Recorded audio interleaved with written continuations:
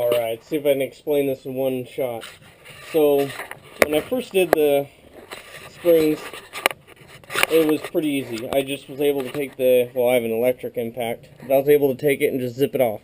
Because normally you do a lot of the springs, if you do, and this is all exposed, and you would normally, I got no hands, you would normally get where the hell did it go? You get your wrench on top here, and you just say this is your wrench, and you would get down in there and turn them opposite directions and pull your top hat off after you compress the spring. Don't just do it, you'll break something. I haven't compressed it yet because I'm trying to get this to loosen up a little bit. But anyway, so obviously Scion or BRZ, whatever the hell you're working on, 86, they decided it would be cool to sink it inside so that you have to buy a special tool. Well, I don't have time for that bullshit. So, God, I need to quit moving the hand. Anyway, so what I did is I took a socket, and I needed it to be hollow because I need to be able to do the wrenching and get into the center. So that this Allen could fit in between the hole, I needed to trim off a little bit of the socket.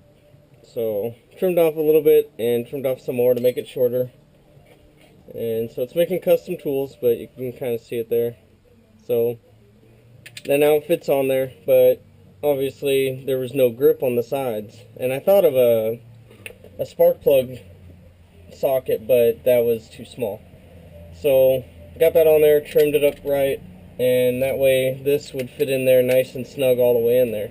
But again, you'd have no way to grip this. So took my angle grinder, or whatever you want to call it, and I shaved down the sides.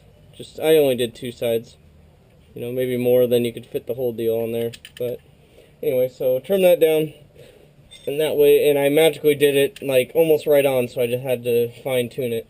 And I made an 11/16, so I can get my wrench on there. And so I'll put that on there to show an example. And if I can get this. And so the socket goes on there, and then obviously you turn them 2 different directions, and we can pull our top hat without buying some expensive, stupid dealer tool.